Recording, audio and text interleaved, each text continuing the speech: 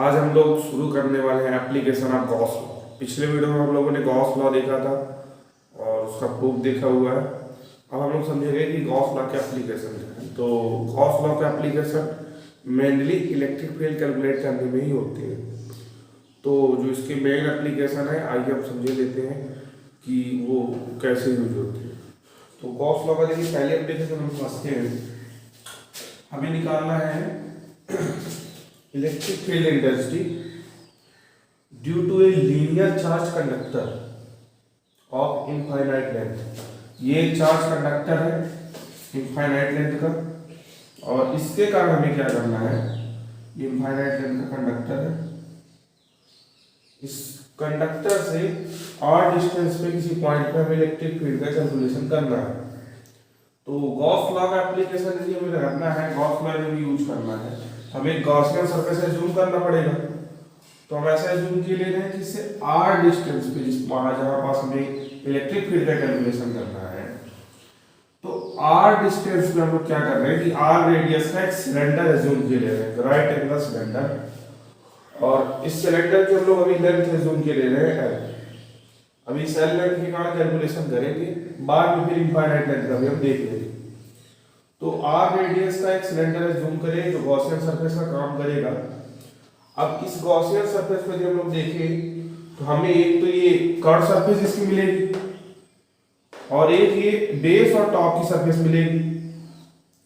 तो electric field की जो डायरेक्शन है वो होगी इसके परपेंडिकुलर, ये बाहर की तरफ सरफेस से। तो E होगी ये, यदि हम लोग कॉर्ड सरफेस में निकालेंगे इलेक्ट्रिक फील्ड तो ठीक है।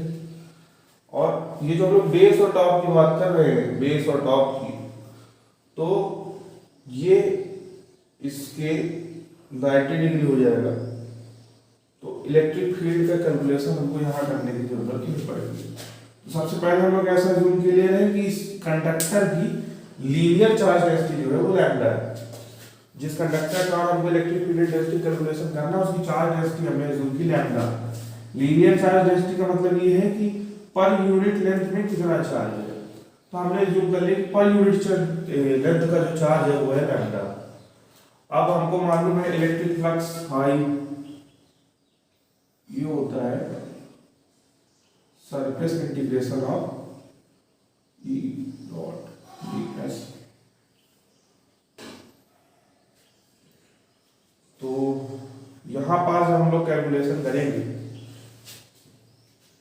तो जो इलेक्ट्रिक फील्ड लिंक है closed surface, closed surface electric flux, जो फ्लक्स फील्ड लिंक है, इलेक्ट्रिक फ्लक्स कैलकुलेट करेंगे हम।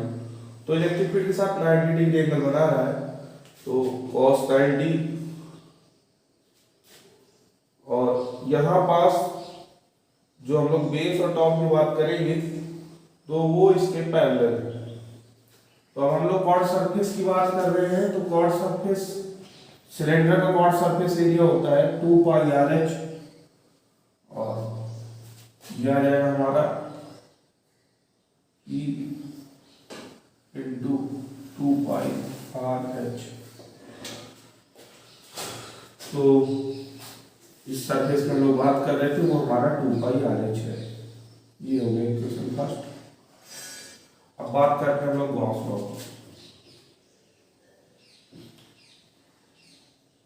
गॉस लॉ क्या बोल रहा था हमारा कि जो फाई की वैल्यू होती है ये होती है 1/ε0 टाइम ऑफ सिग्मा क्यू।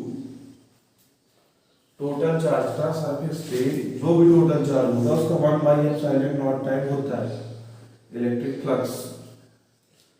तो फाई की वैल्यू हमने इक्वेशन फर्स्ट में कैलकुलेट की है, E into 2 pi RH equal to 1/ε0। हमेशा आप क्यों के लिए हम लोग बात करेंगे, टोटल चार्ज की बात होगी। हमेशा क्यों मतलब सरफेस से लेकर टोटल चार्ज। तो रेडियस तो आ रही थी सिलेंडर की, और जो सिलेंडर की हाइट है वो हमने L एज्यूम कर रखी। तो हो जाएगा 2 pi RL इक्वल टू 1/ε0। इस सरफेस से लेकर टोटल चार्ज हमको बताना है तो इस कंडक्टर की लीनियर चार्ज डेंसिटी हमें मालूम है लैम्डा, यूनिट लेंथ में लैम्डा चार्ज है और हमने एल लेंथ जूम कर रखी है, तो एल लेंथ के लिए इसका जो चार्ज होगा वो होगा सिग्मा लैम्डा इनटू एल। तो ई की वैल्यू यहां से कैलकुलेट हो जाएगी हमारी, एल से एल कैंसिल, ये हो जाएगा 1 by 2 pi epsilon naught, 2 pi epsilon naught into lambda by r, l से एल कैंसिल, ये हमारी होगी electric field intensity due to a long current carrying wire of infinite length. तो इसके लिए हमें केवल आपको बिल्कुल दिमाग में रखना है गॉस एप्लीकेशन से हम लोग जब भी इलेक्ट्रिक फील्ड कैलकुलेट करेंगे तो हमें निकालना पड़ेगा फाई की वैल्यू, और फाई की वैल्यू में हमें कैलकुलेट करना पड़ता है सरफेस एरिया। इसके लिए हम लोग सबसे पहले गॉसियन सरफेस से जूम करेंगे, उसका सरफेस एरिया हो जाएगा और उससे लिंक टोटल चार्ज वो हमको मालूम होगा, तो हम दोनों को इक्वल कर देंगे फाई की वैल्यू को, तो हमारी इलेक्ट्रिक फील्ड की वैल्यू आ जाएगी। बस गॉस लॉ के जितने एप्लीकेशन है सब में भी यही करना है। तो यूनिट तो इसकी जानती है, यदि ऐसा यूनिट लेंगे तो न्यूटन कूलॉम इनवर्स हो जाएगी, ये है। तो इसके बाद हम लोग देखते हैं गॉस लॉ का सेकंड एप्लीकेशन। सेकंड इसका एप्लीकेशन हम लोग समझते हैं, electric field due to an infinite charged plane sheet. कोई इनफाइनाइट प्लेन शीट है जिस पे कुछ चार्ज होगा और उसके कारण हमें निकालना है इलेक्ट्रिक फील्ड। इलेक्ट्रिक फील्ड का कैलकुलेशन करना है हमें गॉस लॉ का यूज करके। तो चलिए देखते कैसे होगा ये। तो अब हम लोग जब कैलकुलेट करने वाले इस प्लेन शीट के कारण इलेक्ट्रिक फील्ड इंटेंसिटी, तो फिर से वही बात है कि गॉस लॉ यूज करना है, तो एक गॉसियन सरफेस एज्यूम करना पड़ेगा हमें।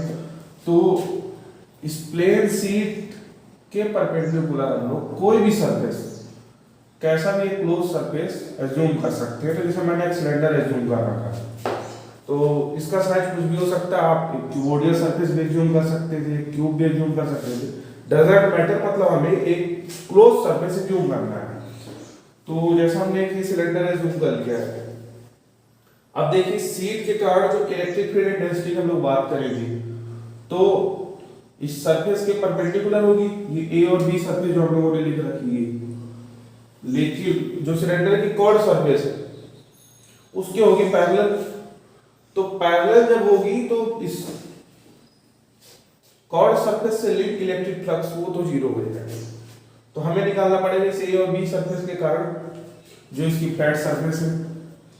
और दूसरी चीज ये हुई कि अब ए और बी के कारण हमें निकालना है, तो हम लोग ऐसा एज्यूम किए ले रहे हैं कि ए और बी का जो एरिया है इस फ्लैट सरफेस का, मतलब कि सिलेंडर का क्रॉस सेक्शन एरिया वो ए है। और दूसरी चीज इस सिलेंडर के लिए, मतलब इस शीट के लिए सरफेस चार्ज डेंसिटी जो है वो सिग्मा है। सरफेस चार्ज डेंसिटी का फिर से वही मतलब हुआ कि यूनिट सरफेस पे जो चार्ज होगा, ऐसा चार्ज मतलब वो चार्ज जो उसकी यूनिट सरफेस एरिया पे वो कहलाएगा सरफेस चार्ज डेंसिटी। तो ये जो क्रॉस सेक्शन एरिया की हम लोग बात कर रहे हैं, ये जो क्रॉस सेक्शन एरिया है जिसे हम लोगों ने ए जूम कर लिया है, तो उसमें हम लोग टोटल चार्ज निकालेंगे तो हो जाएगा ए इंटू क्यू।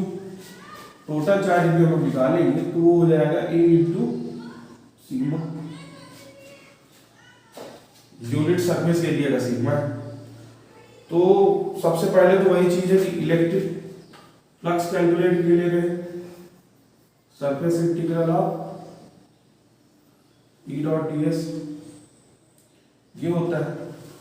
तो देखिए एरिया में जूम कर रखा है ए, तो ये हो जाएगा e इंटू ए, लेकिन e इंटू ए होगा एक सरफेस के लिए और ये दो सरफेस है, तो टोटल इलेक्ट्रिक फ्लक्स जो आने वाला है हमारा वो होगा 2 e इंटू ए, e इंटू ए इधर, e इंटू ए इधर, तो हमारा होगा 2 e इंटू ए। ये हो जाएगा हमारा टोटल इलेक्ट्रिक फ्लक्स। अब दूसरी चीज ये है कि फिर से हम लोग लगाते हैं Gauss law.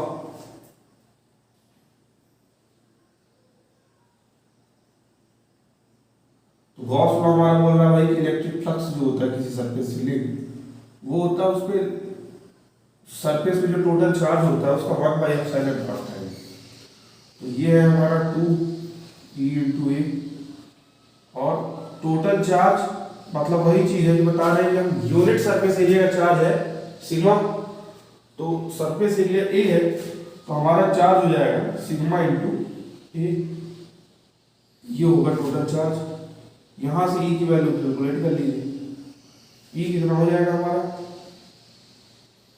1/एप्सिलॉन not × sigma A और ये चला जाएगा अपॉन में 2A। ये से एक आंसर तो आंसर हमारा जाएगा 1 सिग्मा अपॉन 2 एप्सिलॉन नॉट। ये होगी E की वैल्यू। तो किसी प्लेन शीट के कारण इनफाइनाइट प्लेन शीट के कारण जो इलेक्ट्रिक फील्ड होती है वो होती है हमारी सिग्मा बाई 2 एप्सिलॉन नॉट, जहां सिग्मा उस सरफेस के लिए सरफेस चार्ज डेंसिटी है। तो ये हमारा गॉस लॉ का एप्लीकेशन हो गया। Spread it across the country. Here we go back. This is the moment. Tonight is the night. We'll fight till it's over. So we put our hands up.